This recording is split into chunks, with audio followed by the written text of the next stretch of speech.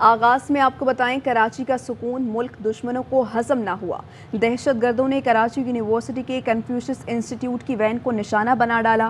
3 चीनी असातिज़ा और इंस्टीट्यूट के डायरेक्टर समेत 4 अफराद हलाक, एहलकारों समेत 4 अफराद जख्मी हुए। सीसीटीवी फुटेजेस में एक खातून को धमाके से कबल जय वक़्वा पर खड़े देखा जा सकता है। बम डिस्पोजल स्क्वाड के मुताबिक 1 मीटर के फासले से खुदकुश हमला किया गया। जिस्म के और बुरके के टुकड़े हासिल कर लिए गए। धमाके में 3 से 4 किलो बारूदी मवाद भी इस्तेमाल किया गया।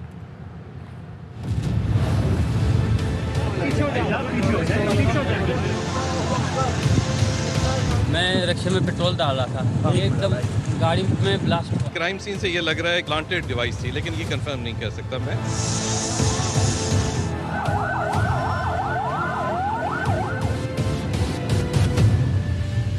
हम दुश्मनों का कराची पर वार, दहशतगर्द जामे कराची तक पहुंच गए। वैन में धमाके से हर तरफ खलबली मच गई। धमाका इतना जोरदार था कि इंसानी आज़ा चौथी मंजिल तक पहुंचे।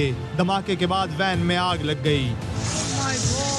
अंदर लाशें फंसी हुई है, अंदर लोग झुलस रहे हैं। मैं रिक्शे में पेट्रोल डाल रहा था, ये एकदम गाड़ी में ब्लास्ट हुआ। एक खातून उसके साथ खड़ी थी, बुर्का पहने हुई थी। हाँ, अबाया पहने। दहशतगर्दों ने जामिया के कन्फ्यूशियस इंस्टीट्यूट की वैन को कॉमर्स डिपार्टमेंट के सामने निशाना बनाया। वैन में सवार दोस्त मुल्क चीन के असातिज़ा दहशतगर्दों का हदफ थे। जाबाक अफराद में इंस्टीट्यूट के डायरेक्टर, जबकि जख्मियों में एहलकार भी शामिल हैं। यूनिवर्सिटी धमाके की सीसीटीवी फुटेज में गेट पर एक खातून को खड़े देखा जा सकता है। वैन के करीब आते ही खातून ने खुद को धमाके से उड़ा लिया।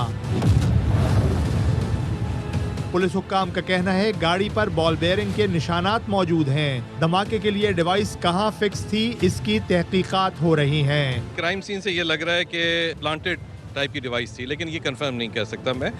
कोई आई विटनेस कहता है सुसाइड था, कोई कहता है यहाँ पे कोई नहीं था। धमाके के बाद वजीर आला सिंध चीनी कौंसलेट पहुंचे और चीनी कौंसल जनरल को वैन धमाके से मुताल्लिक ब्रीफ किया।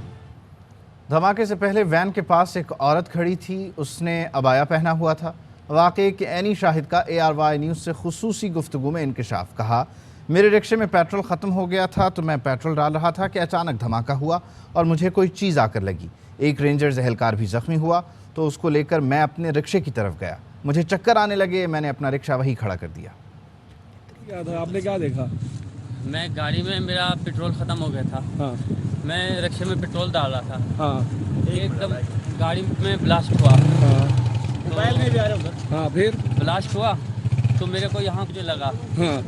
तो मैंने देखा रेंजर्स वाला बेचारा वो ऐसे तड़फड़ा था। अच्छा। तो मैंने भाग के उसको रेंजर्स वाले को गले लगाया। हाँ। उसको लेके मैं अपने रिक्शे में लेके आया। हाँ। तो मेरे को चक्कर आ रहे थे।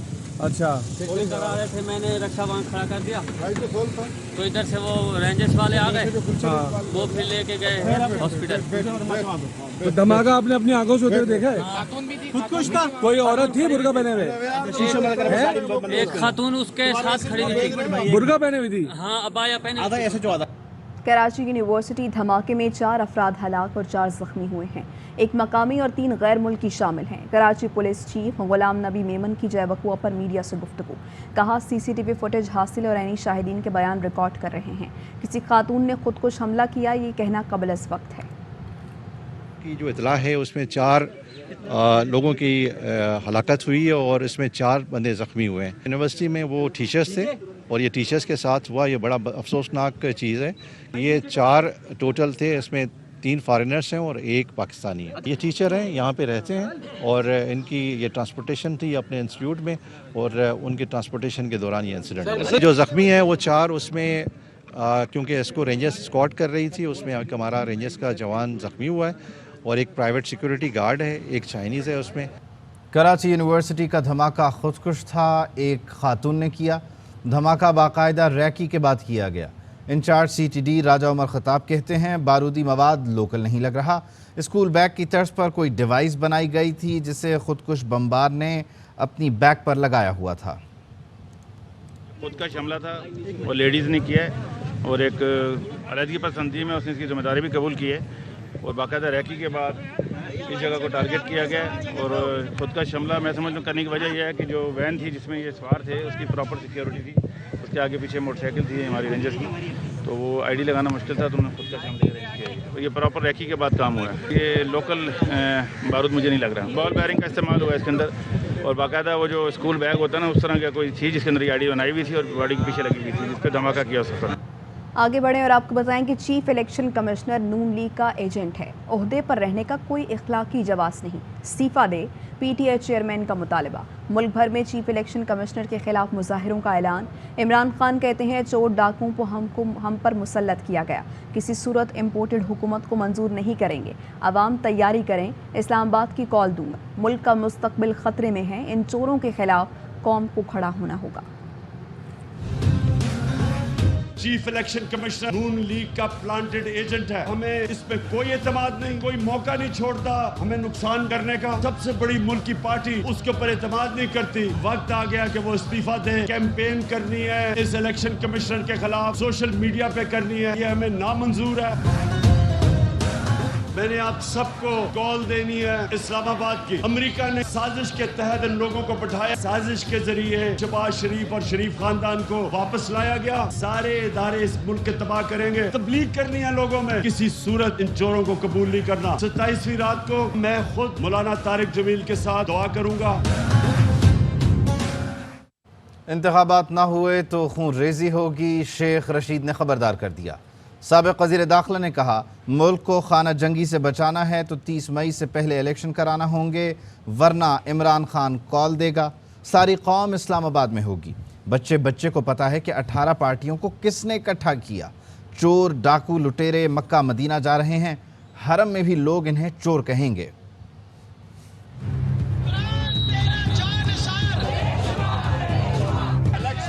अगर जो खून रेजी होगी, जो तशद्दुद होगा, उसके जिम्मेदार ये होंगे। मुल्क को अगर खाना जंगी से बचाना है, खून रेजी से बचाना है, 30 मई से पहले इंतखाबात का ऐलान कर दें, वरना इमरान खान कॉल देगा, सारी कौम इस्लामाबाद होगी। इलेक्शन को अब नहीं रोका जा सकता। किसी से लड़ना नहीं चाहते, लेकिन चोरों को छोड़ेंगे नहीं। बेशक सारे टीवी बंद कर दें, बच्चे बच्चे को पता है इन 18 पार्टियों को किन्होंने इकट्ठा किया है। चोर और डाकू और लुटेरे और मनी लॉन्डर जा रहे हैं मक्का मदीने सरकारी खर्चों पे। हरम में भी लोग इनको चोर कहेंगे। इलेक्शन तो वक्त पर होंगे, जो करना है कर लो, जो कानून को हाथ में लेगा कानूनों से हाथ मिलेगा। वज़ीर दाखिला राना सनाउल्लाह का साबिक़ वज़ीर दाखिला शेख रशीद को जवाब। कहा तहरीक अदम एतमाद नाकाम है कहने वाला नया चूरन बेचने आ गया। ये वही झूठा शख्स नहीं जो कहता था अब सियासत नहीं करूँगा। वज़ीर इत्तलात मरियम औरंगज़ेब ने बताया वज़ीर आज़म ज़ाती खर्च पर सऊदी अरब जाएंगे, उनका वफ़द 13 अफराद पर मुश्तमिल होगा। वफ़द के अरकान भी ज़ाती खर्च पर जा रहे हैं। इलेक्शन वक्त पर होगा। तुम्हारी अना, तुम्हारा फसाद, तुम्हारी नफरत, तुम्हारी गाली, तुम्हारी धमकी, तुम्हारी गुंडागर्दी पाकिस्तान में इलेक्शन नहीं कराएगी। तो रट रट रट लगाई हुई है। इलेक्शन कमिश्नर इस्तीफा दे। क्यों इस्तीफा दे? क्योंकि तुमसे तुम्हारी चोरी का, मनी लॉन्ड्रिंग का सवाल कर रहा है। सऊदी अरब का जो विजिट है वज़ीर आज़म शहबाज शरीफ साहब का ज़ाती खर्च के, पीआईए के चेयरमैन को प्राइम मिनिस्टर ने खुद कॉल की कि जो लोग इस पे जाएंगे वो अपने ज़ाती खर्च पर जाएंगे, कमर्शियल फ्लाइट पर जाएंगे। कोई भी वज़ीर आज़म के साथ सऊदी अरेबिया नहीं जाएगा। उनका ऑफिशियल डेलीगेशन 13 लोगों के ऊपर मबनी है। मरियम नवाज के पासपोर्ट की वापसी के लिए चौथा बेंच भी बन गया। आज ही 2 बेंच टूटे, जिसके बाद जस्टिस अली बाकर नजफी ने चौथा बेंच बना दिया। नया बेंच जस्टिस अली बाकर नजफी और जस्टिस सरदार अहमद नईम पर मुश्तमिल है। नया 2 रुकनी बेंच कल मरियम नवाज की दरख्वास्त पर समाअत करेगा। इससे पहले 21 अप्रैल को जस्टिस शहबाज रिजवी की सरबराही में 2 रुकनी बेंच ने समाअत से इनकार कर दिया था। आज सुबह जब जस्टिस अली बाकर नजफी की सरबराही में 2 रुकनी बेंच में समाअत शुरू हुई तो जस्टिस फारूक हैदर ने ज़ाती वजूहात पर समाअत से इनकार किया। जस्टिस अली बाकर नजफी की ही सरबराही में दूसरा बेंच तश्कील दिया गया। जस्टिस असजद खरल के इनकार से ये बेंच भी टूट गया। मरियम नवाज 27 अप्रैल को उम्रे पर जाना चाहती हैं और उन्होंने अदालत से पासपोर्ट वापस करने का हुक्म जारी करने की इस्तदा की है। मरियम नवाज ने चौधरी शुगर मिल्स केस में ज़मानत के मौके पर अदालती हुक्म पर पासपोर्ट सरेंडर किया था। 3 बार बेंच टूटा। एक ही दिन में 2 जजेस ने समाअत से मौजरत की और बिलाखिर लाहौर हाई कोर्ट का वही बेंच बना जिसने नवाज शरीफ को बैरून मुल्क जाने की इजाज़त दी थी। जस्टिस अली बाकर नजफी और जस्टिस सरदार अहमद नईम पर मुश्तमिल बेंच ने नवाज शरीफ को 4 हफ्तों के लिए इलाज के लिए बैरून मुल्क जाने की इजाज़त दी थी। चौधरी शुगर मिल्स केस में मरियम नवाज की जमानत भी इसी 2 रुकनी बेंच ने मंजूर की थी। शहबाज शरीफ को 1 टाइम बैरून मुल्क जाने की इजाज़त देने वाले 3 रुकनी बेंच में भी जस्टिस अली बाकर नजफी भी शामिल थे। तो 3 बार ये बेंच टूटा था और एक ही दिन में 2 जजेस ने समाअत से मौजरत की और अब लाहौर हाई कोर्ट का वही बेंच बना है जिसने नवाज शरीफ को बैरून मुल्क जाने की इजाज़त दी थी। जस्टिस अली बाकर नजफी और जस्टिस सरदार अहमद नईम पर मुश्तमिल ये बेंच है जिसने नवाज शरीफ को भी 4 हफ्तों के लिए इलाज के लिए बैरून मुल्क जाने की इजाज़त दी थी। चौधरी शुगर मिल्स केस में मरियम नवाज की जमानत भी इसी 2 रुकनी बेंच ने मंजूर की थी। शहबाज शरीफ को 1 टाइम बैरून मुल्क जाने की इजाज़त देने वाले 3 रुकनी बेंच में भी जस्टिस अली बाकर नजफी शामिल थे। ठीक है, आबिद हमारे साथ मौजूद हैं, हमारे नुमाइंदे उनको शामिल गुफ्तगू करते हैं। आबिद, कहिएगा कि एक दिन में 3 बेंच जो हैं उनका टूट जाना और चौथा बेंच बनना, ये मामूल की कार्रवाई है या आज पहली बार ऐसा हुआ? जी, वैसे तो ये मामूली की एक कार्रवाई होती है कि अक्सर बेशतर जब इस तरह कोई बात जजेस जो है वो कोई केस सुनने से इनकार करते हैं तो इस तरह बेंच टूट जाते हैं, लेकिन ये पहली दफा हमने देखा कि एक ही दिन में 2 बेंच टूटे और तीसरा बेंच जो है वो कॉन्स्टिट्यूट किया गया। और इससे पहले जब जैसे शहबाज रिजवी की सरबराही में 2 रुकनी बेंच के पास एक केस लगा था तो उन्होंने भी केस जो है वो वापस चीफ जजेस को भिजवा दिया था। तो ये आज यानी अनहोनी सी एक चीज है, ऐसा पहले कभी होता नहीं है कि एक बेंच जो है वो मुसलसल एक केस पर 2-3 बेंच एक ही दिन में बने। मगर क्योंकि इसलिए है कि मरियम नवाज की एक अर्जेंसी ये भी है कि उन्होंने उम्रे के लिए जाना है और उनके बुकला की दरख्वास्त ये थी कि चूंकि उन्हें मुल्क से बाहर जाना है और उम्र आखिरी अशरा है तो इसलिए इस केस की समाअत को जो है वो जल्द करके उन्हें जाने की इजाजत दी जाए, क्योंकि 2019 से मरियम नवाज का पासपोर्ट जो है वो लाहौर हाई कोर्ट में जमा डिप्टी रजिस्ट्रार के पास। मैं बताता चलूं कि जस्टिस अली बाकर नजफी की सरबराही में 2 रुकनी बेंच ने ही मरियम नवाज की 2019 में जमानत मंजूर की थी चौधरी शुगर मिल केस में, मगर उन्हें पासपोर्ट जो है वो हाई कोर्ट में जमा कराने का हुक्म दिया था। और इसके अलावा छोटी बांध से जो कि मरियम नवाज ने यहाँ जमा कराए थे, अब जब तक ये मरियम को वापस जाने की लाहौर हाई कोर्ट बाहर जाने की इजाजत नहीं देता और पासपोर्ट वापस नहीं करता उस वक्त तक मरियम नवाज मुल्क से बाहर नहीं जा सकती। 2019 में भी मरियम नवाज ने इसी नोयत की एक पटिशन की थी कि वो अपने वालिद की तीमारदारी के लिए इंग्लैंड जाना चाहती है, तो वो दरख्वास्त भी उस वक्त इनकी जो है वो अदालत में ज़ेर इल्तमा है और आज तक उसमें भी अदालत की जानिब से कोई फैसला नहीं किया गया। तमाम अब इस केस की जो तीसरा बेंच है जो आज ही बनाया गया है, अब वो कल जो है वो जस्टिस अली बाकर नजफी और जस्टिस सरदार अहमद नईम पर मुश्तमिल है। ये बेंच जो है कल जो है वो ठीक है। बहुत शुक्रिया आपका आबिद खान।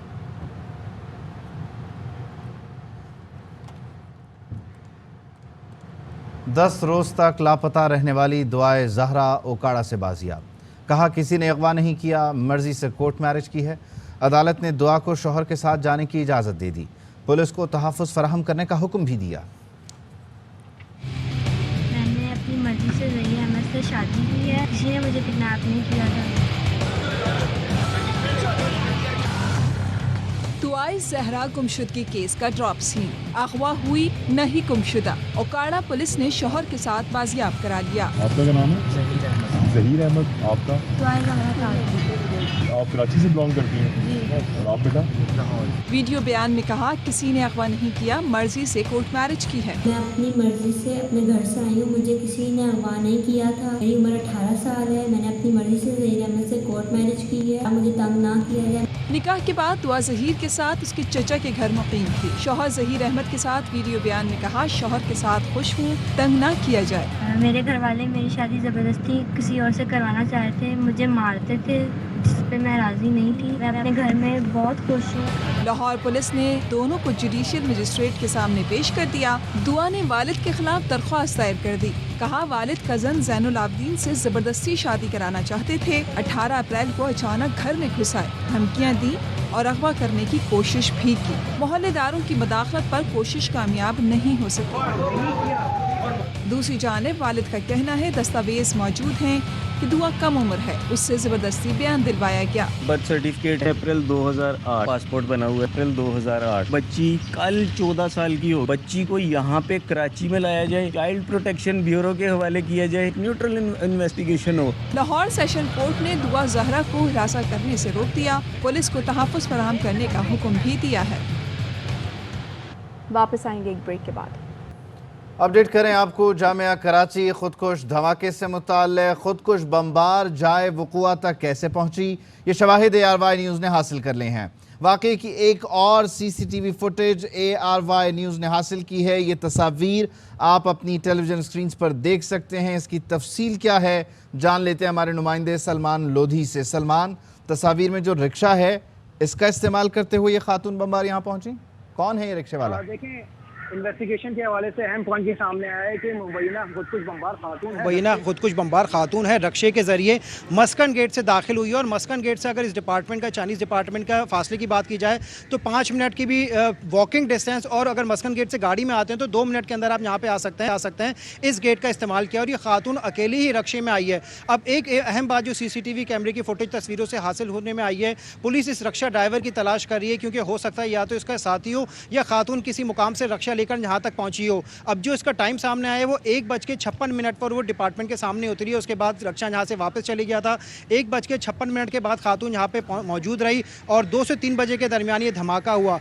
पुलिस इस रक्षा ड्राइवर की तलाश कर रही है। एक और बात अहम सामने आई है कि जब रक्षा ड्राइवर यहाँ से गुजरा है, पूरे रास्ते से जितनी भी CCTV फुटेज हैं, रक्षे के ना आगे से नंबर प्लेट वाजे हो रहा है ना पीछे से नंबर प्लेट वाजे हो रहा है, तो रक्षा ड्राइवर ये मशकूक मालूम हो रहा है। पुलिस अब इसकी तलाश भी कर रही है और मुमकिन तौर पर पुलिस कह रही है कि 2 चीज़ें हो सकती हैं, या तो ये इसके साथ मिला हुआ या खातून इससे रक्षा लेकर आई हो। तो इस हवाले से भी मैं पुलिस ये सर्च कर रही है कि कहाँ से खातून ने रक्षा लिया और कहाँ से किन रूट से होती हुई यहाँ पे पहुंची। इस हवाले से भी तहकीकात की जा रही हैं। ठीक है, बहुत शुक्रिया आपका सलमान लोधी। Welcome back. वज़ीर आज़म का इस्लामाबाद में चीन के सिफारत खाने का दौरा, नाज़िमुल उमूर से मुलाकात, जामिया कराची में होने वाले दहशतगर्दी के वाक़े पर अफसोस और ताज़ियत का इजहार। कहा, आयरन ब्रदर्स पर वहशियाना हमले पर कौम सदमे में है। चीनी हुकूमत अवाम और मुतासरा ख़ानदानों से अफसोस का इजहार किया। जसद खाकी और ज़ख्मियों की वापसी के लिए तमाम इंतजामात करेंगे। उन्होंने बताया वज़ीर दाखिला राना सनाउल्लाह को कल कराची पहुँचने की हिदायत कर दी है। मुजरिमों को की गिरफ्तारी और सज़ा दिलाने तक चैन से नहीं बैठेंगे। चीनी शहरियों की सिक्योरिटी बढ़ाने का हुक्म दे दिया है।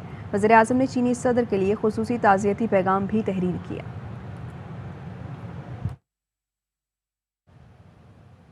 अपडेट करें आपको कि चेयरमैन FBR अशफाक अहमद को ओहदे से हटाने का फैसला कर लिया गया है। ज़राए ये बता रहे हैं कि आसिम अहमद को नया चेयरमैन FBR तैनात करने की तजवीज़ दी गई है। आसिम अहमद अप्रैल 2021 से अगस्त 2021 तक चेयरमैन FBR रह चुके हैं, जबकि आसिम अहमद के पास मेंबर IT FBR का इजाफी चार्ज भी था।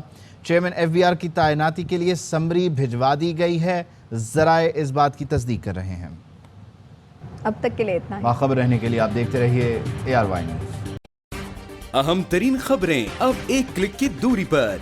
आपके पसंदीदा टॉक शोज हों या अहम मुल्की या गैर मुल्की शख्सियात की न्यूज कॉन्फ्रेंसेस, हर लम्हा बाखबर रहने के लिए सब्सक्राइब करें हमारा YouTube चैनल। मौसम की सूरत हाल हो या खेल के मैदान से खबरें, अपने मोबाइल फोन से मुल्की और बैनुल-अक़वामी अहम खबरों तक रसाई के लिए डाउनलोड कीजिए मोबाइल ऐप।